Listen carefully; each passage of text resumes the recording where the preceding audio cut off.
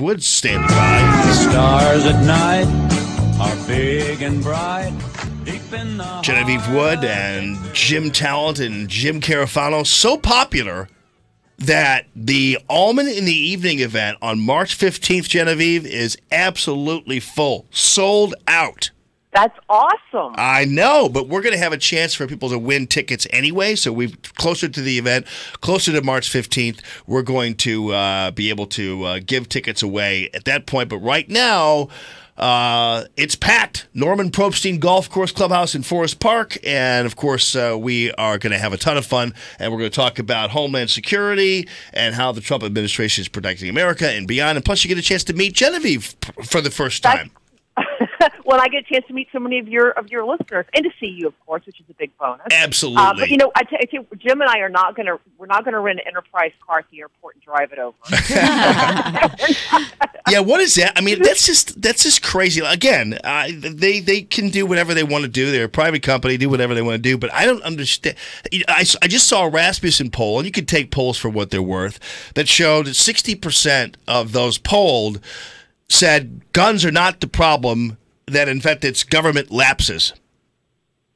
Well, the more we know about this story, that clearly is what a good chunk of it is. I'm not saying we shouldn't have the discussion and we can't revisit things and decide our background check system's as strong as they should be. Are there other things we can do? But the reality is, if you look at this particular shooting and an incident, which is horrible as it is, I mean, law enforcement, sad to say, did not do its job. It didn't follow protocol. And that's the local police department on the ground. That's the FBI. I mean, there are a lot of players involved that had nothing to do, not gun sellers.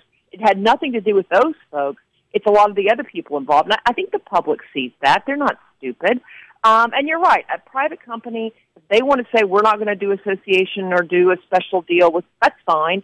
But yeah, there's about 5 million NRA members around the country. So if Enterprise doesn't want those 5 million folks or a segment of them renting their cars, they can go out and get political on it. But, you know, then there were other companies like FedEx who said, we're not going to cave into that. We are going to continue our relationship. We don't say to other companies, we're going to blackmail you based on your statements or associations or our customers. We don't like your politics, so therefore we're not going to do business with you. And they've stood their ground. I noticed their stock went up. So who knows if that had anything to do with it or not. A lot of these companies, I mean, and this is social media, right? These people get on and try to bully companies into basically following a certain political agenda. That's what happened with most of these groups. Yeah, and in fact, it was weird because when Enterprise put out a tweet about it, somebody put something out about it, and then I actually tweeted Enterprise to ask them, because I didn't know whether it was real or not. I was like, did you really do this? And they didn't even bother to get back to me. So that's a hometown company right here. So, whatever. So, yeah.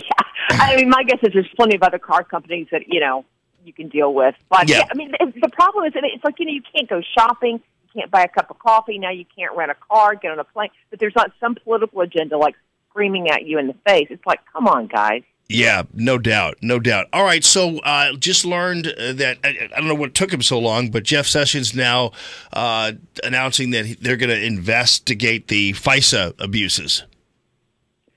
Well, and they should.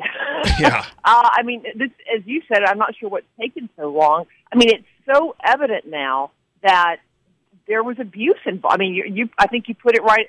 Abuse is involved here in terms of investigating private people and using the government watchdog and investigators to do it. I mean, to me, it's a total violation of rights. We don't have every single detail yet, but the closer we get, it just seems the Obama administration had an agenda, and it was willing to use the forces of the federal government to try to implement that agenda and try to go after people, the Trump administration, and anybody close to it, using its powers, abusive powers, to try to thwart it. And, I mean, to me, it may be beyond abuse. It may be a real violation of the law. Yeah, and also earlier, Genevieve, and I'll get your take on this too. Speaking of violations, I find it really disturbing, and people just kind of they see it reported and then they don't bat an eye at it. But I find it very disturbing that there are three sources that the media is using to tell us who has security clearances and who doesn't in terms of the levels and everything else. I find that disturbing that I even know that. Then you know that there's three sources. Well, that there are three people somewhere in the White House or in the U.S. government who are leaking to the media about security clearance levels of people in the White House. Right. Well, that is disturbing. You're exactly right. And again, it's kind of this, it's the deep state, and whether they're people that are politicos that are holdovers from a previous administration, or they're people who have somehow gotten into the White House and still want to thwart this administration and the like. I mean, the fact, you're right. Why do those people have that information, and why are they leaking it to the media?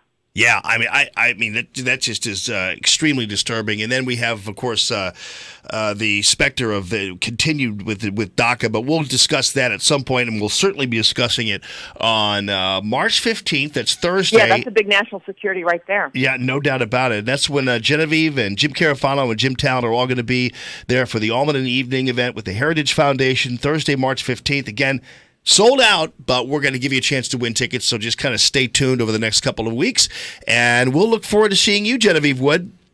Looking forward to being there. Definitely. At Genevieve Wood, heritage.org, dailysignal.com. Coming up, I got my buddy Ricky Hall. He just texted me. He's on the way from Nutrition HQ, and then it's Weber's World as well. And your phone calls 969-9797, 866-455-9797. It's Common Sense Radio.